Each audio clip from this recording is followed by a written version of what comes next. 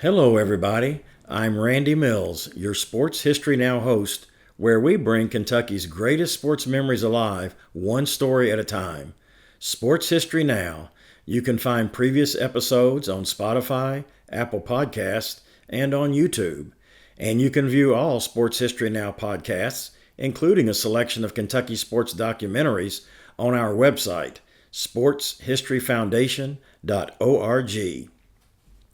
We've been fortunate to sit down with numerous legendary Kentucky sports figures during the course of our first 17 episodes of Sports History Now.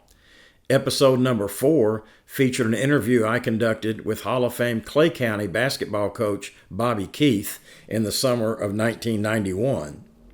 And episode number 8 featured a conversation with Louisville Courier-Journal Hall of Fame sports writer Bob White that I conducted during the 2000 Kentucky Sweet 16 state basketball tournament.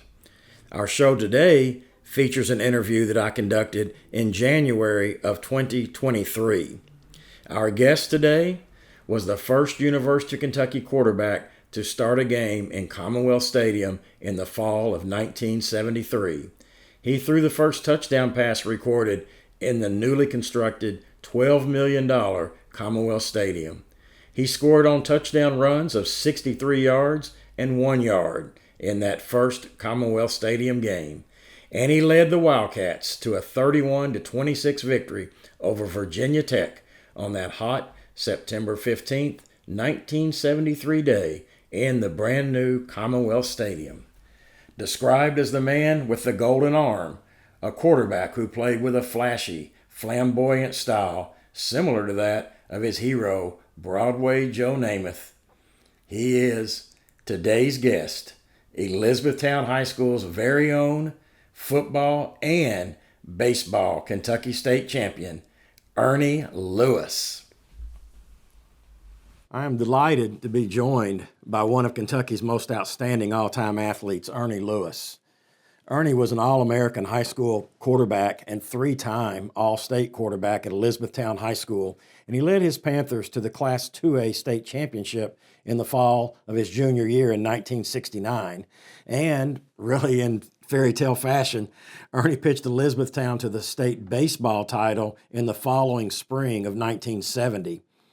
To win the state baseball championship, Elizabethtown won the quarterfinal round game, the semifinals, and the championship game over a span of 4 days, and Ernie pitched every inning of every game, 21 innings in 4 days, including 2 shutouts.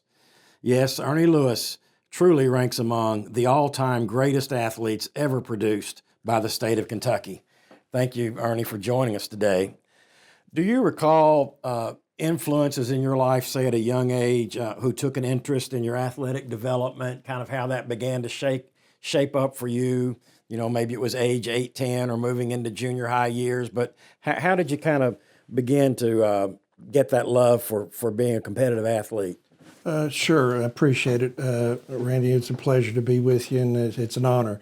But growing up in Elizabethtown, better known as I'll call it from this point on, E-Town, was a small community, but if the community did anything right before anything else, they had a tremendous Little League, Peanut League, Pony League, Babe Ruth, baseball, and football, primarily sponsored by like the JCs and people like that. In doing that, there was a lot of just basically fathers become coaches, but it was so good at a town of that size. We maybe were around 9,500, a little bit less than 10,000 at the time. So there was not an enormous amount, but there was a lot of young kids growing up, and obviously our best pastime was sports. And so we had great father/coaches to give us little input, and I did have some great football coaches that taught me first how to take a hit before you, and then he realized he was just throwing the ball with me a little bit, and he said, "You ever think about quarterback?" I said, "No, not really." He said, "I know you pitch on the Peanut League." He said, I just wanted to see if you threw the arm. So he kind of gave me a few hints there and here, and he started trying me to just say the key to being a quarterback, and probably as a pitcher, is accuracy. And the only way you do that is you keep your eye on the target and you follow through and see the ball go into the target. So he started me out just like he started out at 10 yards and then moved it back 15, then 20, but it was a big trash can. And I threw footballs, and I might have got 1 out of 15, but he did that every day, and I did that after practice probably for 30, 40 minutes. And by the end of the season, I was hitting 8 out of 10. So it would increase, and I started doing that to baseball on my own. Just got big trash cans, and I started just flipping my wrist just for the accuracy, not any curveballs or anything like that. Well, it came to the point where when I was able to start really playing ball and I moved up and I had a lot of no-hitters and everything, and I know kids at that age grow up quicker than other kids by maturity, and I was a fast grower. I finished growing when I was a sophomore. I didn't get any, but I was a quick grower. So I know I intimidated a lot of kids because I was bigger than them at a younger age, and I threw a lot of no-hitters. I don't know, maybe 10 or 15 all through Little League and Pony League. But the key to my success in those sports, football and baseball, was my accuracy. And it came down to the football coaches that J.C. Thomason and Coach, for just his name just slipped away from him. But anyway, they kind of started me with the accuracy of just throwing a football into a trash can, and did it every day after practice just to focus on that and not, focus on the play itself. But that was, I guess, the beginning of it.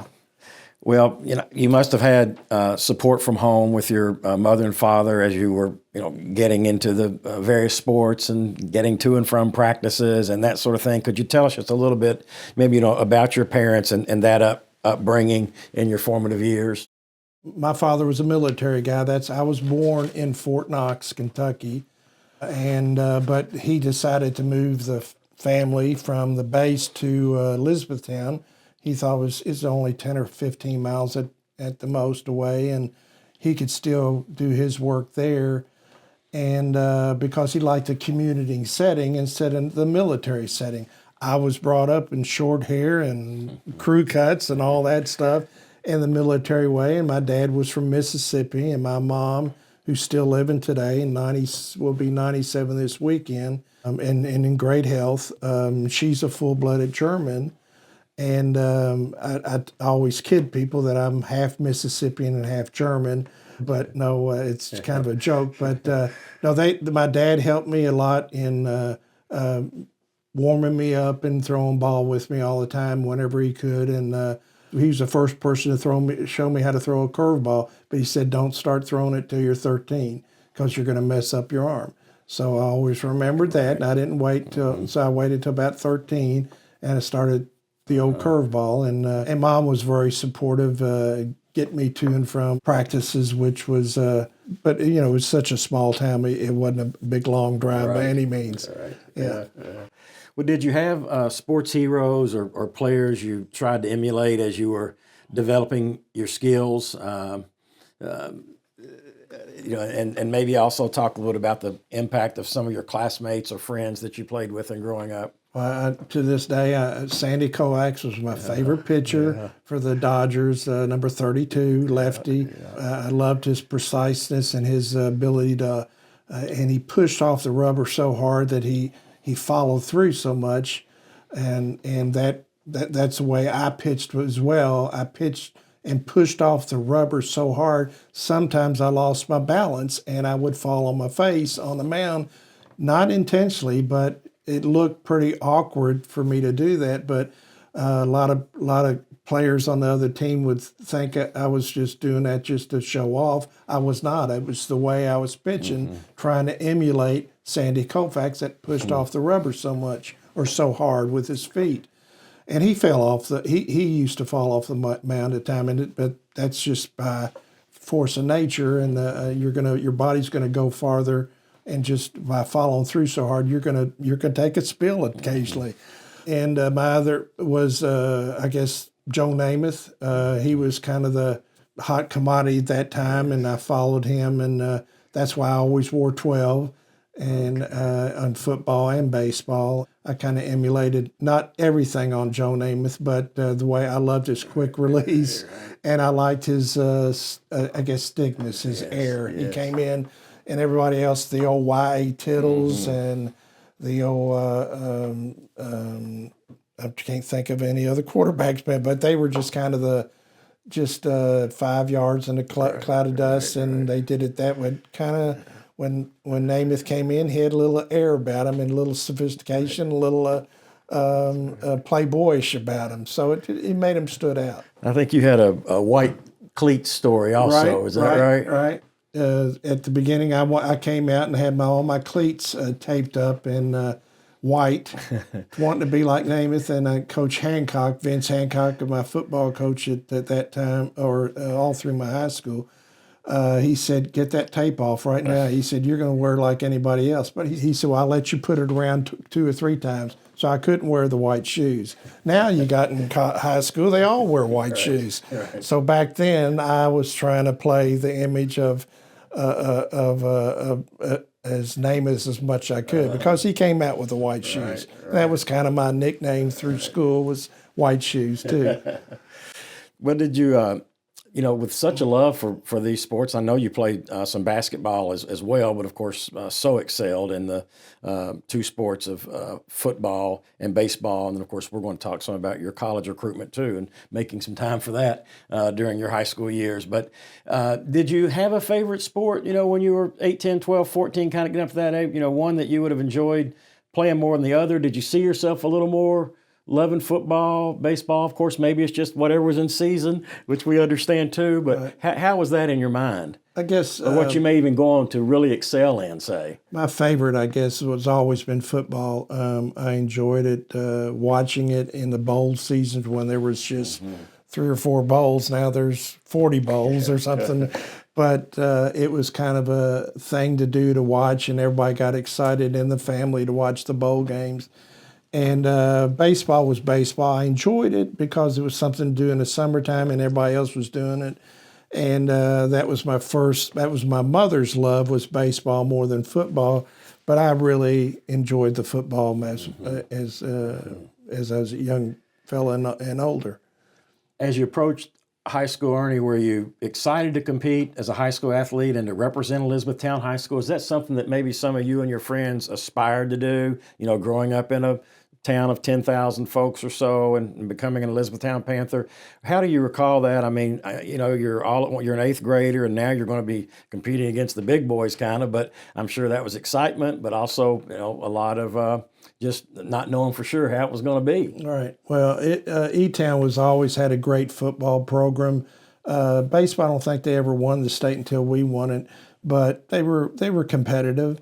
At E-Town, it's such a small community, whenever the high school football team left town, the whole town went with it. And there was an old standing joke that the best time to rob a bank in E-Town was on Friday nights, because the whole town would leave because they were just so engulfed with the football team.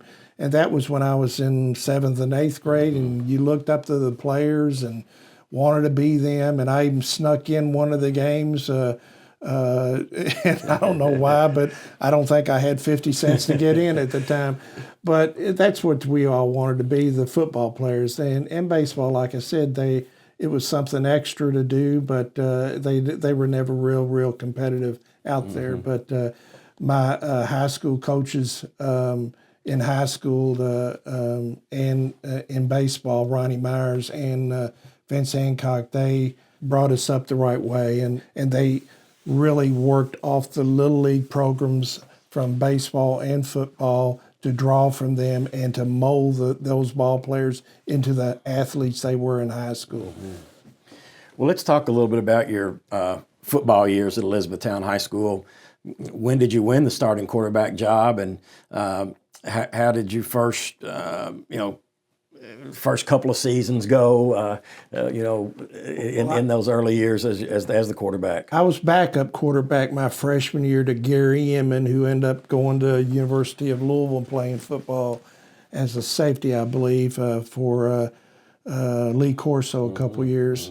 And I was recruited by Lee Corso. And then my sophomore year, I started from that point on because I got in probably 6 or 7 games as a freshman, threw 7 touchdown passes as a freshman for E-Town. So because we had some games where we were winning by 30 or 40 points, and Coach Hancock wanted me to get a little experience, and I did, and it was a great experience as a freshman. So I was part of the team, but I officially was the starter from my sophomore year on.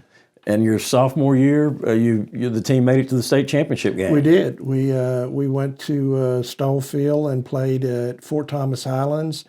They kicked their tails pretty good that ball game. They were a real good team that year. But I remember to this day, Coach Hancock he came back in and we said a prayer after the game. And he asked me to say the prayer, and I remember sitting there that I said, "Dear God, thank you for not letting us have any serious injuries in this ball game. Thank you for letting us all experience this night. It's a night to always remember, but we want to come back next year and finish the job." Yes. And I said, "Thank you for this opportunity." And kind of chokes me up just to think about that day. I felt like I was right there then. But I think that experience meant so much to us. We felt so close to getting the golden ring, which we never did before. We wanted to taste it again. And I think as a group, with that prayer and what we experienced that day, that night, it carried us over into the next year. Well, yeah, it sounds like it was definitely a very motivational, sort of outcome as you moved ahead. Do you recall then preparation for your junior year? Maybe you worked harder even in the summer months prior to, August, two-a-days, things along that line, or maybe, the attitude of the team. You're coming back from a state runners-up finish. I assume you had quite a few players back. Obviously, I know you must have lost a few seniors to graduation, but how did that year begin to shape up? And speaking about this motivation, was there that kind of resolve that we need to win this state championship? Oh, yes. Work is the best thing. Extra work is what's going to make you a champion. And I remember we started earlier that year. Coach Durbin, Hade Durbin, we called him Hateful Hade. He used to have me in practices out there to throw through the old football tires for the accuracies and stuff like that. And we, as our own, went out there and did our own. And we had like the cones to run our certain pass patterns, which I think Coach Durbin and Coach Hancock came up with that. It's a crisper and everything. If you can see the cones, back then I don't think that was, back in those times, more high school games where you might be lucky to see 7 or 8 passes in a game. It was more 3 yards in a cloud of dust. Coach Hancock was more of a wide open type, and he thinks the passing game will open up the running game. They'll help each other.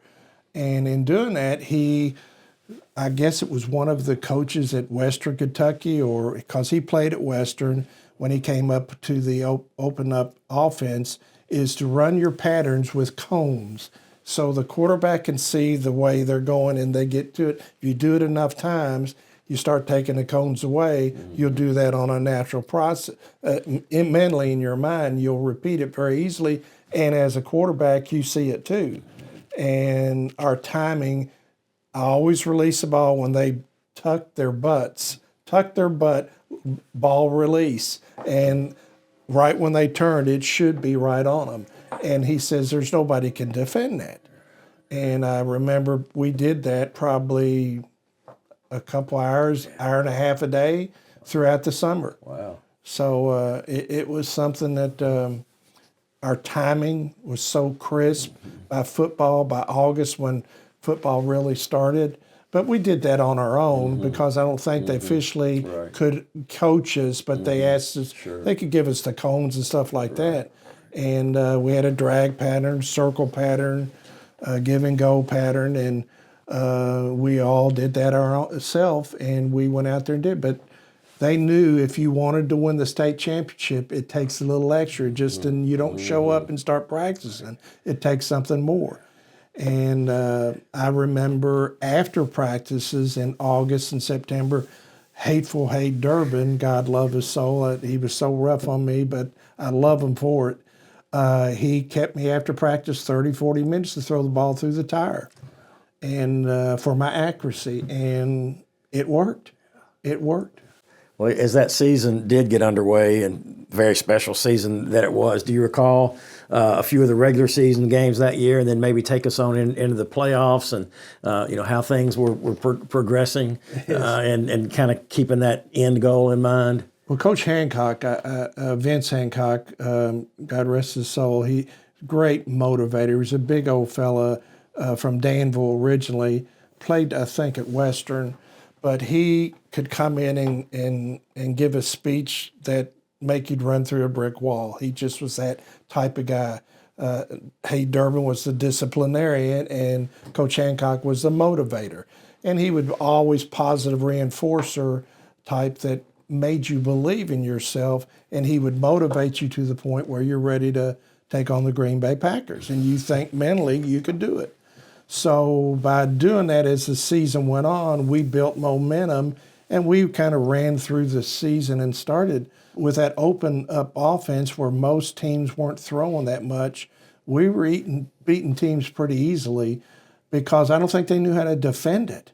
There was not a lot of passing back then. I do remember we beat North Hardin like 50-7, I think, and people didn't even think about it. I think football scores most of the time back there was 14-7.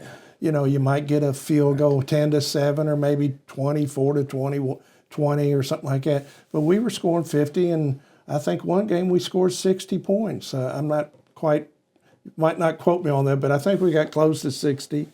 And but we would beat teams by 20 or 30 points easily. And but that's because the confidence build up every game. We saw the extra work we did that summer, the extra work we did after practice, and the style of throwing the ball open up our running games and open up our the passing game. So they complemented each other. Sure. And then as you moved into the playoffs, did you need to win 3 games to win the state championship? Yes, I think we had to play. We played, I think, Mayfield first. We beat them 26-6 down there.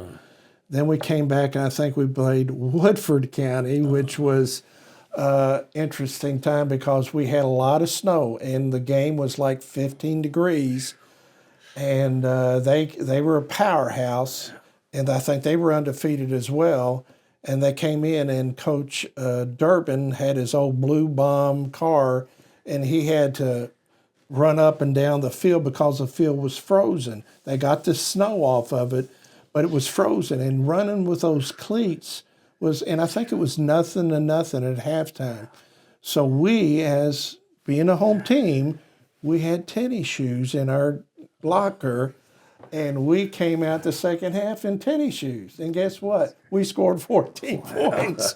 And that's the real home advantage right there because you don't know what the field's going to be like till you get there. And as the night went on, I think it started out at 30 degrees and got down to 15. And it was blistering cold, and the ground is frozen. When you got cleats on, you can't move. You'll slip and slide all night. So it really gave us a real advantage, the tennis shoes. Chuck Taylor's in the second half. Of course, that pushed you into the state championship game. It sure did. And, Stallfield. And we played against, it was Bryan Station, Lexington Bryan Station. And we played them there, and we beat them, I want to say 27-7 maybe, and they had a good running back named Ken Chenault. and he was real fast and real good, but we prevailed him.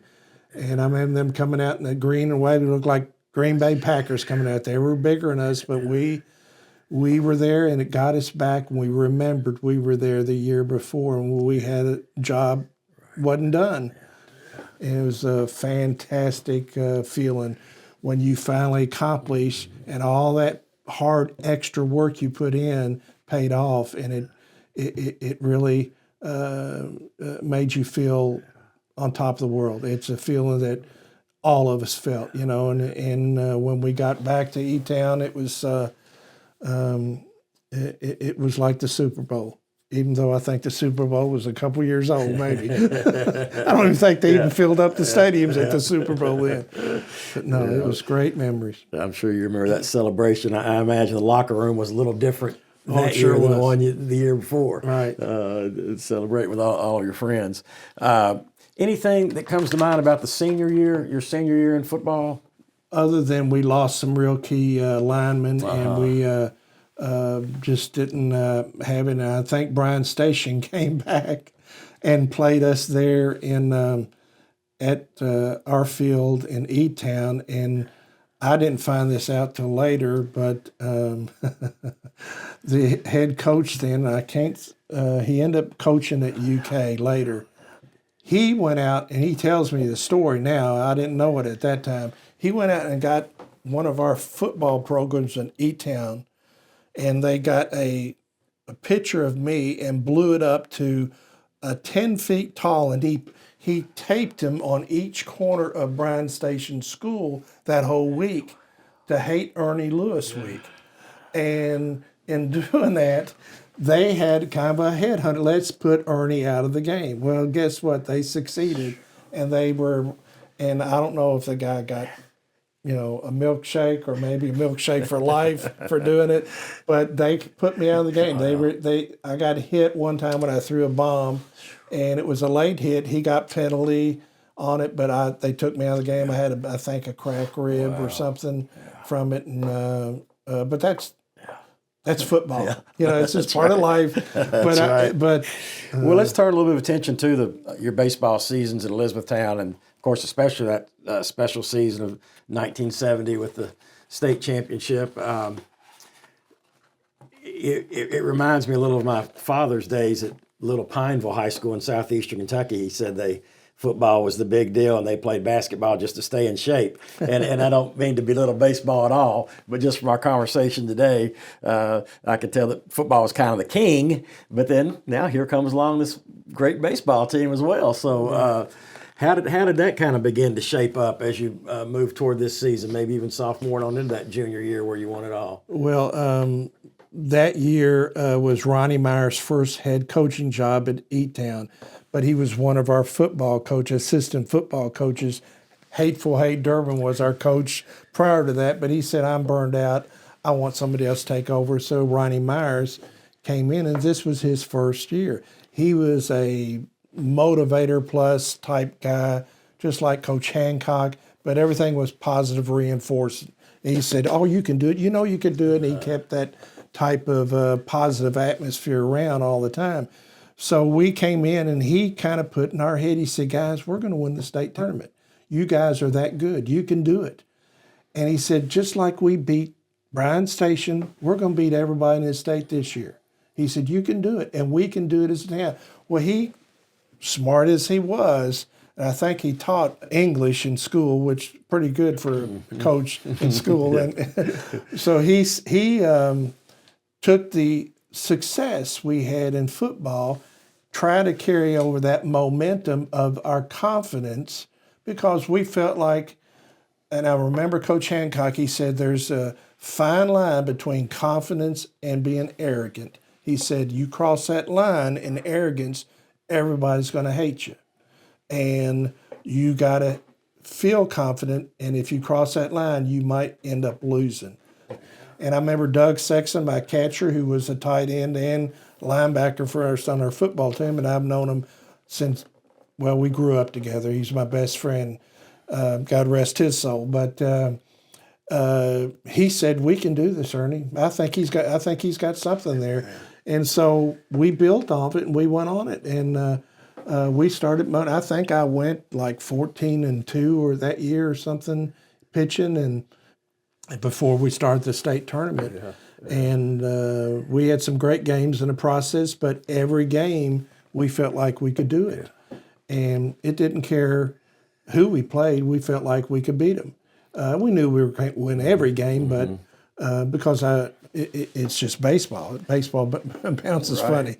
Well, I think that was a special pitcher and catcher relationship that you had, and maybe at times you were referred to as White Shoes. But tell us a little bit about the he was Butch Cassidy, Butch Cassidy and the Sundance Kid, and a little of that, and a bit more of your all's fantastic pitcher to catcher relationship and friendship. Doug signed with me at UK at the same time in football, so we go, we kind of like hand in hand there. But during the state tournament time, right around, I guess that is May or June, I guess the movie came out, Butch Cassidy and Sundance Kid, with Paul Newman and Robert Redford. And at that time I had blonde hair and I was trying to grow a mustache. It was more peach fuzz than mustache. And I took some resemblance to Robert Redford at that time, but not now, obviously. But at that time, and I think a reporter at that time said Butch Cassidy and Sundance Kid. It kind of rung, kind of held, and we kind of were nicknamed through that whole state tournament. And so Doug kind of enjoyed it, and we kind of played with it and had fun with it. But the state tournament was interesting. It was over 4 days. And I remember, Coach, we played Trinity High School first, which was the big school from Louisville, and we beat them 3-0. And I didn't care if they were the New York Mets. I knew we were going to beat them. And we, people do get intimidated, used to playing Louisville teams because they're so much bigger, and they, from the larger city, we thrived on playing Louisville teams. And I don't think we ever lost to a Louisville team in football or baseball. I think we beat Trinity in baseball, Pleasure Ridge Park twice, and I think we played Manual twice in baseball. I think we might even played St. X and beat them in baseball. But we never lost because we were the little old farm boys, small country boys playing the big city teams, and that kind of gave you extra motivation because you knew they were probably good. And so it was fun to beat them 3-0 and send them home. And then we got a chance to play Russell, but Russell had to play an extra game, if I'm not mistaken. They had a real long game with one team that took a bunch of extra innings. I want to say 17. They had to come back and finish the game the next day because it was rain delayed. So they played that day to finish the game and had to play us later that day, if I'm not mistaken, and we won 6-0. They might have been burnt out for the day or whatever, but fortunately for us, we moved on. So, Ernie, it was no surprise to you that, Coach Myers handed you the ball prior to the Trinity game. Was it a surprise at all that he handed you the baseball the very next day in the semis? No. I think he felt confident that he felt confident with me. He asked me, he said, "You think good to go?" I said, "Sure, Coach. I think I can handle it." I was on a high, and he could tell Doug and me were really gelling, and I was pinpoint. For some reason that day, I liked the mound there at UK. It was at Shively, I think. Yeah. And I was zeroing in. And if anything that I had over most pitchers was my pinpoint accuracy. I could hit where his glove was; it would be right there. And I was on, and Coach Myers kept statistics on how accurate I was in balls and strikes. And I threw more strikes than did balls throughout the game, and he even improved the second game against Russell.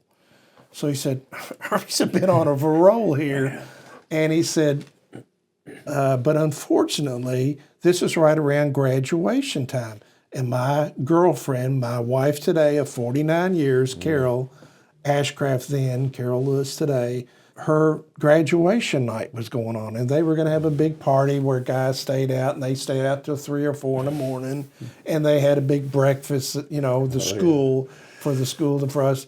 We were supposed to play at 2 o'clock that afternoon. The coaches said, Ernie, be smart. And I said, I will. But I stayed with my friends and all that. We stayed out till 3 or 4 in the morning, ate the breakfast, and Coach Myers was down there, and he said, Ernie, you didn't. I said, yeah, I did. So he said, I was counting on you pitching today at 2 o'clock. I said, I still can do it, Coach. I'm going to get a couple hours of sleep. And I remember in the parking lot at school that day, I said, boy, I sure hope it rains. I sure hope it rains. That would help a lot. God, I sure hope it rains.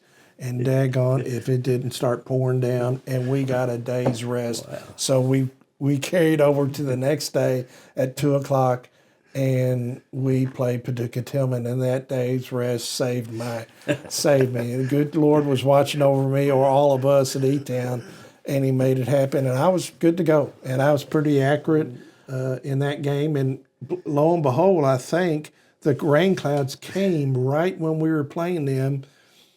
And after I threw the last out, we were leading 6-2 against Paducah Tillman. The clouds came down, and I remembered, since we won, we jumped into home plate.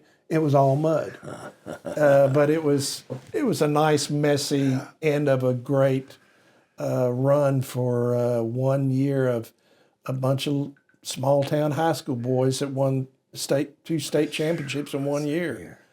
Well, and I didn't realize I even made history. Didn't realize I pitched all 3 games. You just don't think that when you're young. Those things come out later, I guess. And it's a record. And I guess it'll never break now because they changed the rules. That's right. And I do remember later that week, my arm was pretty tired, and I went to a doctor and got a cortisone shot in my elbow. Doctors there in E-Town. But I never trade those days for anything. It was, I'm sitting here right now, and I can almost see it in the back of my mind. And that's hard to explain to somebody that's never done there or ever been there before.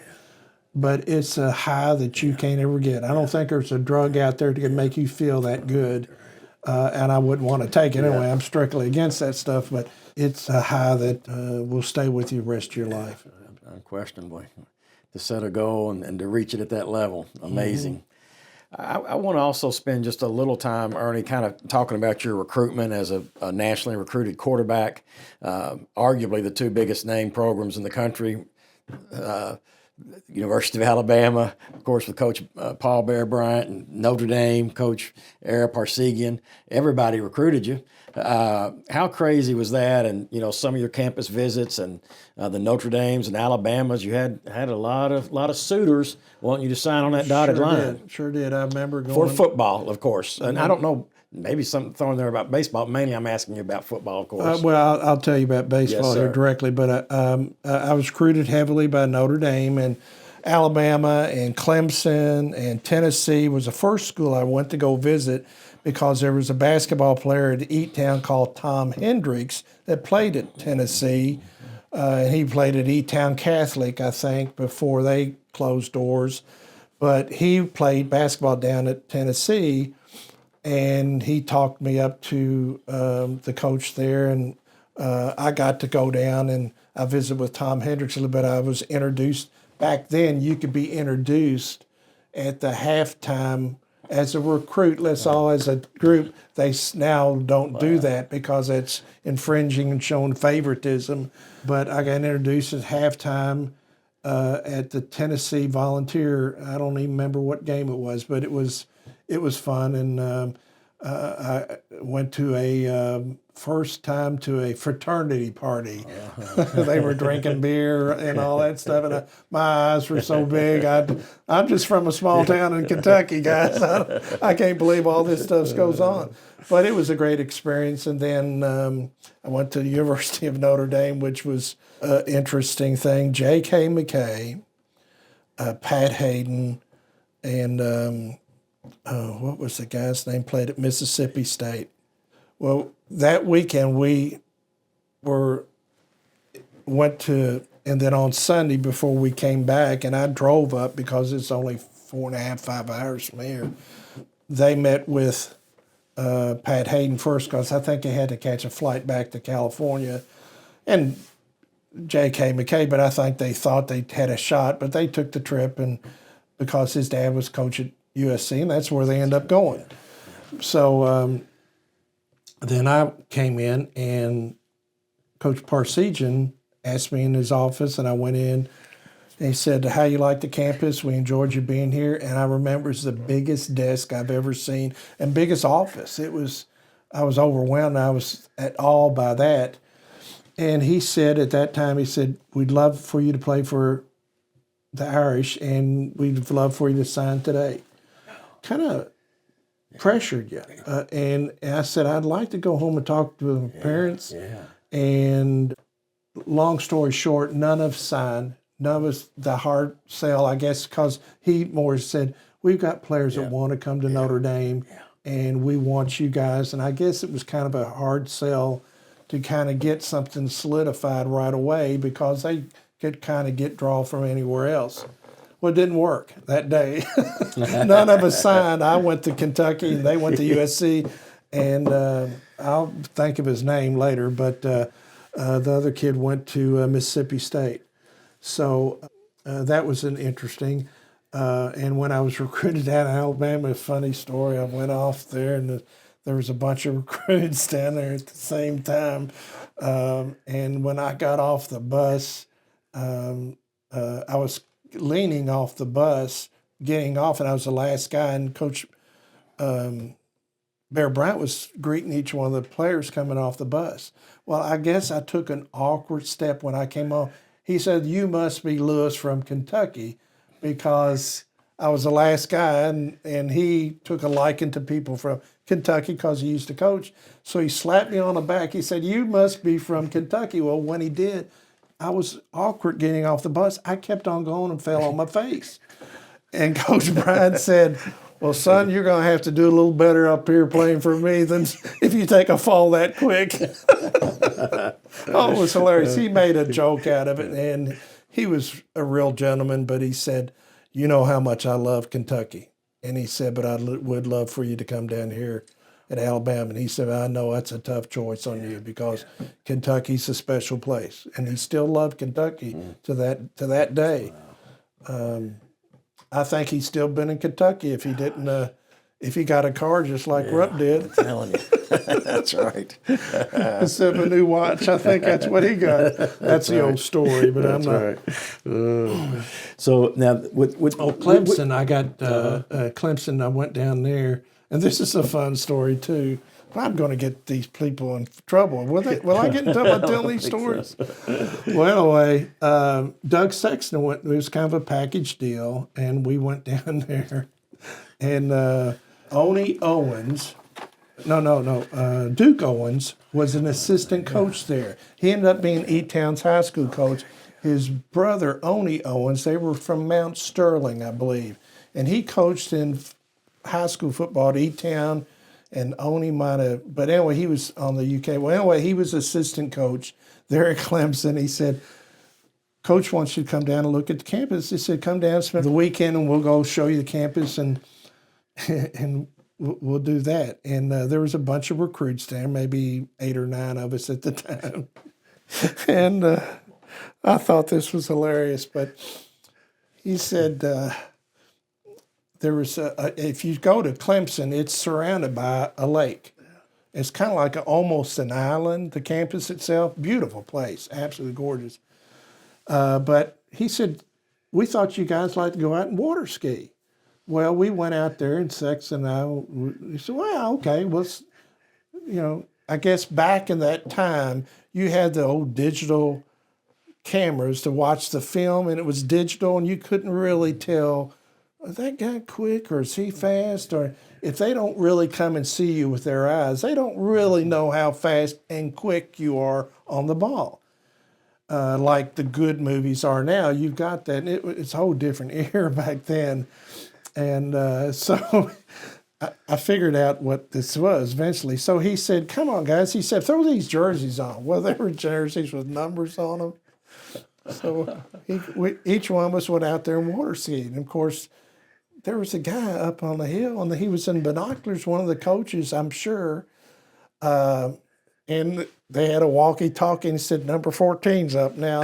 So they were checking our agility to see if the guys had any agility to get up on a ski or not, or if he just, that guy won't get up at all. That is funny. So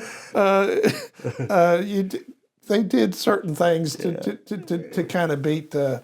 If this gets Clemson in trouble, I guess the statute of limitations come up. But no, I think they all did their little tricks to try to find out the true speed and true quickness of a ball player when you're trying to give them a scholarship. Of course, we thought it was a big-time scholarship, but I think I looked up what my scholarship was worth, I think $3,000 or something, So you didn't think of that back then, but I guess a car back then was $2,500 or something. Right. So, well, you ultimately did remain loyal to your home state. I sure did. John Ray signed. I signed with him, and he was Eric Parsegian's defensive coordinator. So there was a little Notre Dame connection there. But the thing about Kentucky football. Back then, their playbook, I had a thicker playbook at E-Town than I did at UK because they didn't have a lot of passing. They were more defense. They were going to beat you defensively than offensively. And I think that was a downfall for John Ray. We were smash mouth competitive, but we still lost. And I think we needed somebody different, and that's why Fran came in, and he brought in that veer, which was not wide open, but a whole different offense that everybody wasn't used to, but was very successful. But it was, Coach John Ray. He was a real gentleman. Yeah. Well, of course, I think, again, an honor when we think about the pitching records that can never be broken, and it so happens that somebody, when the new Commonwealth Stadium was open, had to be the first UK quarterback and had to be the first guy maybe to throw a touchdown pass if he was good enough to do that. And I believe that person was Ernie Lewis. It sure was. How was that feeling to, I think it was having played at Stahl Field and knowing that, but then going into the brand new stadium? Oh, it was a great. I think I might have scored the last touchdown. I don't think it's true, but somebody kind of said this. Might have scored the last touchdown in Stahl Field and the first one in Commonwealth, but I don't think that's true. Somebody told me that, and I said, well, I don't have the archives to go back to see that. But anyway, it was great. I threw a pass to Ray Bargee. It was against Virginia Tech, and I find out now, being older, being interviewed by a local sports writer there in Lexington, he tells me when he was doing a 30-year reunion of Commonwealth, reminding back, he said, "Did you realize that you were playing quarterback against Bruce Arians, the Tampa Bay Buccaneers coach? He was the quarterback for Virginia Tech when we were playing Kentucky, and we beat them 31-26.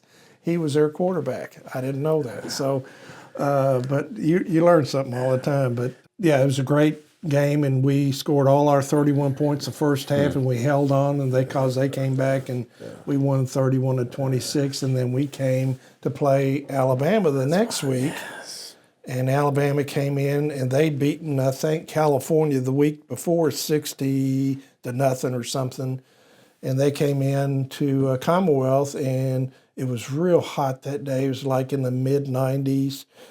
And we had them down 14-0 at halftime, and they were number one in the country. And then the second kickoff came, and Willie Shelby kind of fumbled the kickoff. He dropped the ball. Everybody was sucked in. He went with his speed right down the sideline, complete touchdown, and the momentum you could feel kind of switching over to him. And I think Richard Todd was their quarterback then, and Wilbur Jackson, and they had a great team, fantastic. John Hanna was with them, the coach of Mississippi State, and Sylvester Croom. Groom, yeah. He played 2 for them. So they were great Alabama team. But we were there, but we were so drained at halftime from that heat. But they had, back then, the LSUs, the Alabamas, the Georgias, the Floridas had 4 deep. And we had 2 deep, maybe 3 if we were lucky. But that's where the funds were. You could donate a lot to your university, and it went to and the football programs got them, and we didn't. We had basketball, football. We didn't get the funds like the other schools, but it showed off on the sidelines because I looked over during the game. I said, they got more players than we got over there in Alabama. We're playing home. So that was kind of the set at that day, at that time. So you have dynamics in business and in sports all the time, and that's what happened. Speaking of that, I was the Yankees talked to me in baseball, and back then I was they were looking at maybe drafting me, but they wanted out of high school, and they wanted to. They were going to draft me if they knew I was going to go. And so their agent talked to me and my dad and said, this is what I think they're going to offer you. $30,000 and $1,000 a month. Wasn't too bad. $30,000 and $1,000 a month. That's $12,000 a year. That was a real good living then.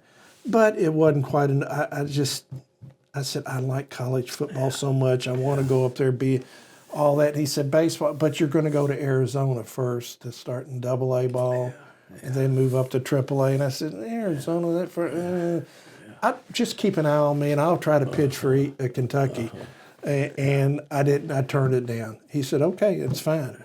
Well, I didn't realize, and I did this by studying later, that Pete Rose was already playing for the Reds, signs his contract for his $1 million. And that was the first time ever signed. The Pete Rose $1 million contract with the Reds, I think a year or something, or from that point on, the signing bonuses and first round, they started shooting up like 300% higher, 400%. And I just missed it by a year or two. But no, it's Pete Rose is the one that really started the big monies in baseball. Were you ever approached or encouraged to play baseball at UK? Yes, I did. I think so. I did, but unfortunately, when I played with John Ray, he was fired. Coach Kersey came in. I asked Coach Kersey I wanted to play my sophomore year. He said, no. You got to prove to me you can play football. So I had to sit out a year, really 2 years.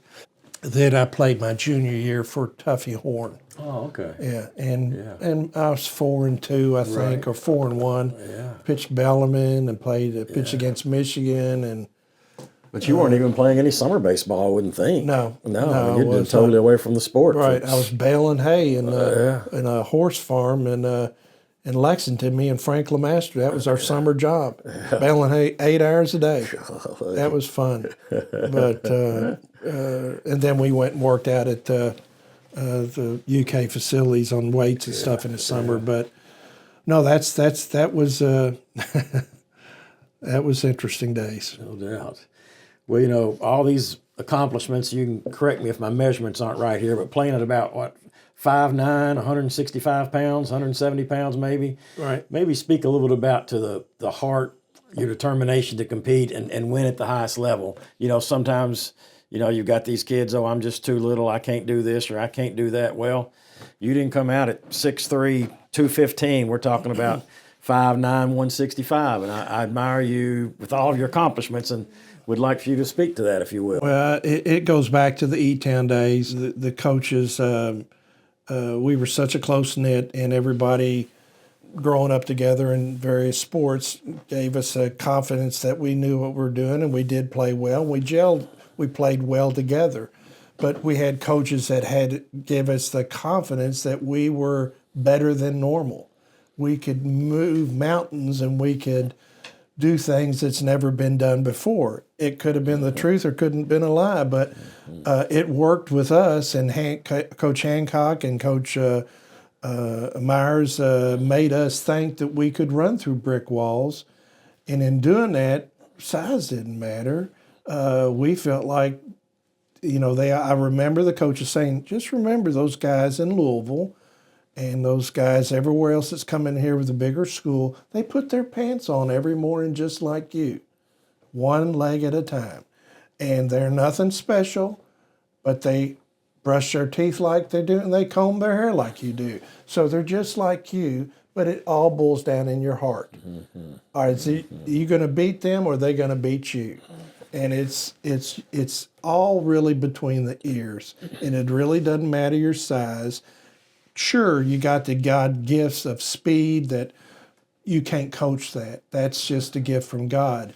And I had a little bit of that from me. I could run a little bit, but the other all comes from hard work and what's in between your ears. And if you've got the confidence that you could beat any time at any given time and know that the other guy's just like you trying to beat you, but you're not going to let them, you're probably going to prevail most of the time.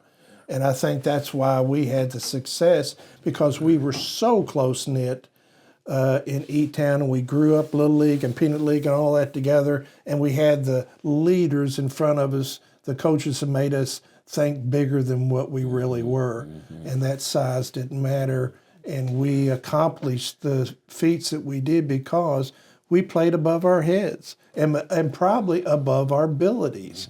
And that goes a long way in sports, in any age and any size. That's right. And I'm so grateful that I had that experience and had the coaching that I had in E-Town to give me the confidence that I had and our teammates.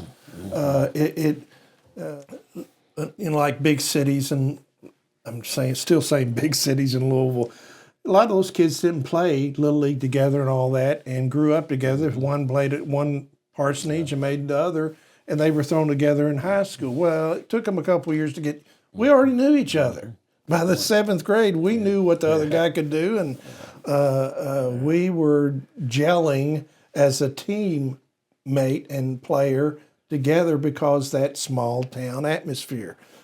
Franklin, Frankfort, Kentucky, you had Frankfort, which was probably, y'all were real tough, but then when Franklin County, it probably messed up that. Exactly. It probably took a few years for one school, and now you got Western Hills or something now. That's right. And probably Western Hill took them a few years to get to where they needed to be. But Frankfort's grown a lot, as E-Town has. You made a lot of good decisions along the way. That's obvious, and maybe I'll move toward wrapping up and see if we have any other remarks. But I guess coming under that category, maybe the best decision, tell us a little about that high school courtship and how you were fortunate to marry your high school sweetheart, and maybe give us just a little background there. Carol, my wife, God love her, she's quite a girl to stay with me this long, but we go back since the second grade. We went in elementary, and I remember I fell in love with her when I saw her the first time. She had real blonde hair, snow white blonde hair, and my granddaughter even has hair like her now. My daughter just had, my son did too, but I fell in love with her, and she didn't love me, but I loved her in the second grade. But we started courting my sophomore year, the summer of my sophomore year. Summer of my junior year, and she was, I guess she's great for me because that's when we won the state in football and baseball that spring. So I said, I think I've got a jewel of a girl here. I better hold on to this one. And we've been together now, married 49 years. Wow.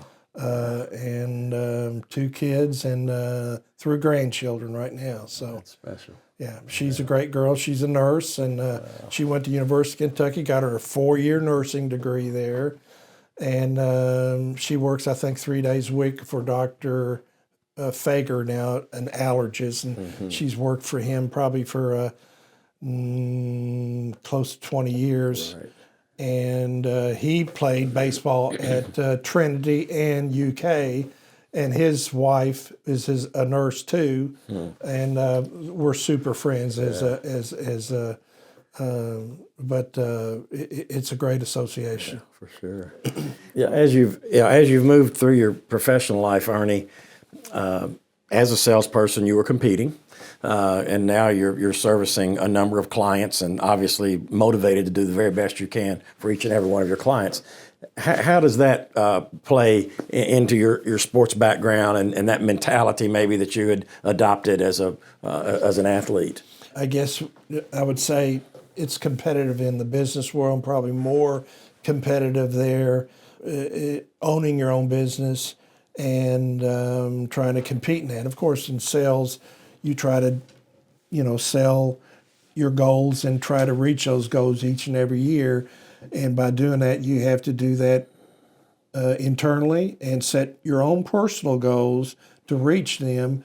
And in what I do, I try it every day, and my kids have followed me ever since. I make a list every day what I'm supposed to do and what my to-do list, and I mark through them. And then the night before, I put on what I want to do, and I follow that like a Bible every day. And I always try to set those goals. I'm more, I function better that way because I know I'm getting things done, and I know I didn't leave anything out. And anything I need to add as throughout the day, and that Bible is with me all the time, and I just follow that. And it kind of carried over into my business world because in football and baseball, they give you things to put those cones out there, go out there and do it for 2.5 hours or hour, whatever you can fit in, do it. Repetitious pays off. Repetitious pays off in sports, doing the ball into the trash can, accuracy, all that stuff pays off.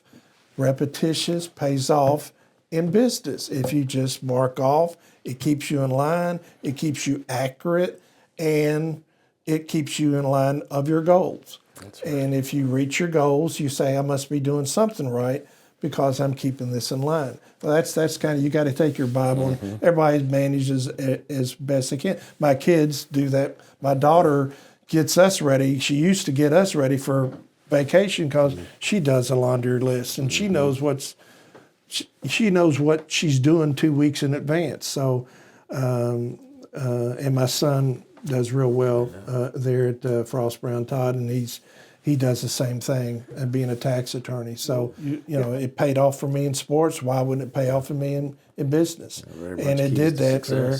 You got to be a salesman still, but the best way to sell is to be yourself and don't be somebody that you're not, and always tell the truth. And that's how, in my clients, I prepare them and I try to simplify a complex situation where I can simplify it into the point where now I understand. And if they can understand you, don't talk down to them, talk to them. And talking down to people, where a lot of financial advisors and other people talk down to people and it makes them feel inferior. They feel inferior because they don't know what, they're insecure with their finances. So if you can build their trust, number one, and simplify it where they understand it, and then they'll trust you from that point on. And by doing that, you just do that, and that's where it's just breaking down and doing the fundamentals in that as well as in sports and in business. Definitely. As we wrap up today's show, we thank Ernie for reminiscing with us, and we thank you for joining us as we showcased one of the all-time great Kentucky athletes, Ernie Lewis. And we remind you that you can find additional Sports History Now episodes on Spotify, Apple Podcast, and on YouTube, as well as on our website, sportshistoryfoundation.org.